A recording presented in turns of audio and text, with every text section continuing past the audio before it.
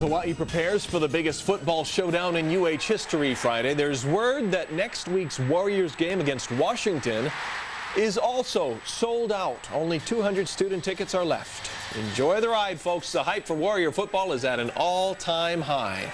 Good evening, I'm Kiahi Tucker. And I'm Kim Janella. There are millions of dollars riding on Friday's game as UH and Boise State square off for the WAC championship.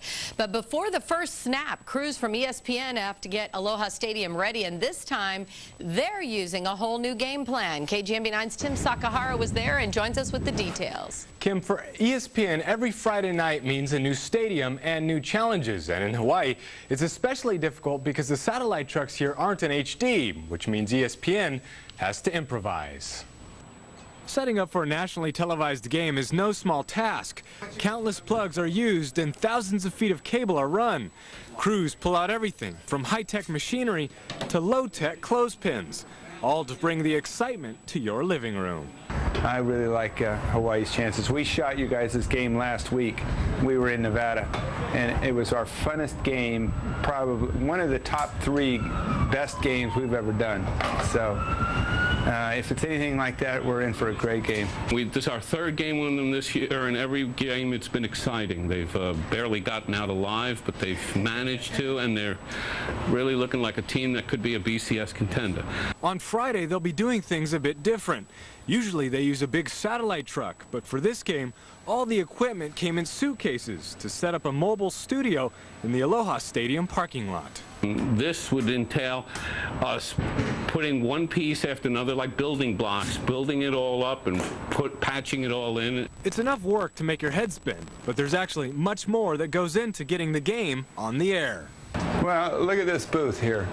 This is a challenge right here. You try and find your steel structures, and you mount your cameras and everything to that. And you try and find angles. Like we had to take part of this booth apart today because it wasn't big enough for us.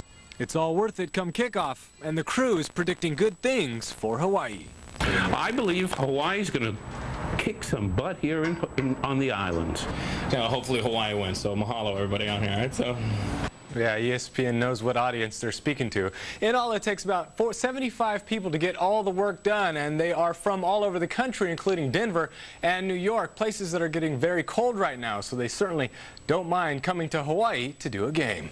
Tim Sakahara, KGMB9 News. Thanks a lot, Tim. And Hawaii is not the only state hyped up for Friday's game. Fans in Idaho swarmed the Boise State campus today to wish the Broncos good luck as they departed for the islands this morning. About 2,000 Boise State fans are expected to be at Aloha Stadium for the game.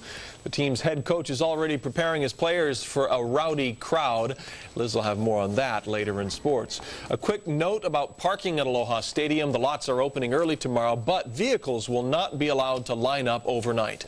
Additional security will be in place at the stadium to keep tailgaters from getting rowdy. For a look at times and fees for off-site parking, check out our website at kgmb9.com. Right now, yeah, we'll need them. We'll need the Bronco Nation there backing us because we hear quite a hostile environment we're going into, and we're excited about that. We've been into a couple of them this year, and it'll be we're anxious, and I'm anxious to see our guys operate in this environment.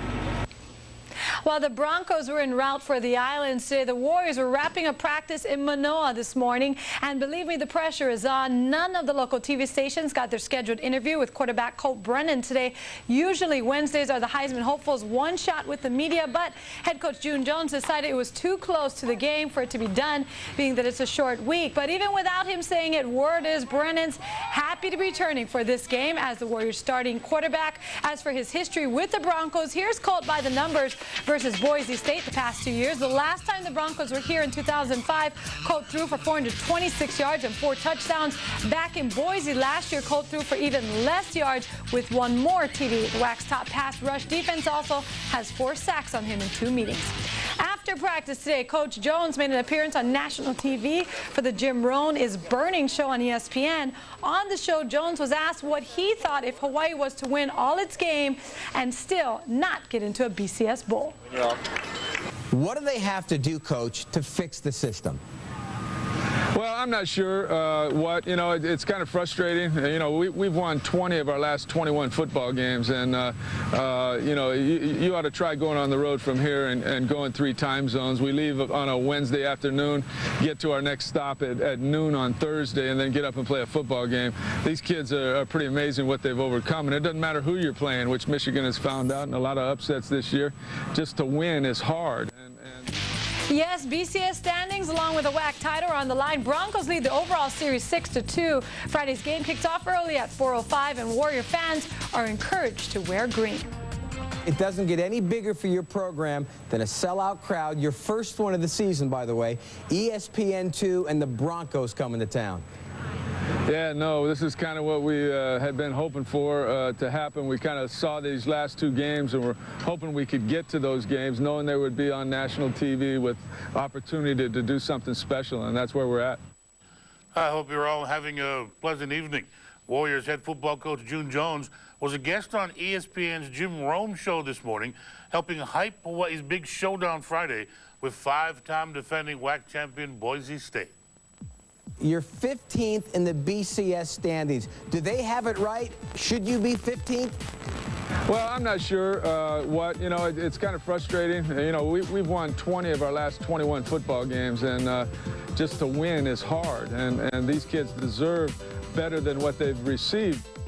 Jones said winning, remaining undefeated, will continue to draw national attention to his program, especially Heisman hopeful quarterback Colt Brennan. To be quite honest, Colt Brennan, I still think, will win the Heisman Trophy if we win the next 2 games, and all of America can see what he can do. What about all those writers on the East Coast and all those people that vote for the Heisman who, let's face it, a lot of your games are late at night. Colt Brennan doesn't get a lot of the on-camera time back there. People go to bed. They don't see him play. So how is he going to be able to win the Heisman Trophy? He should have won it last year, to be perfectly honest. How do you throw 58 touchdown passes, break the all-time NCAA record? We win 11 games. We beat Arizona State, who, by the way, is in the top 5. We beat them by 20 or 30 points, had over 600 yards against them. So, we do what we have to do. Other people have to just make the decision. Coach, you can't control that. Warriors Broncos, 1 game for the conference crown and maybe a spot in the BCS game. Kickoff the day after Thanksgiving, set for 4 o'clock. And the school's promotion asks all fans to wear green.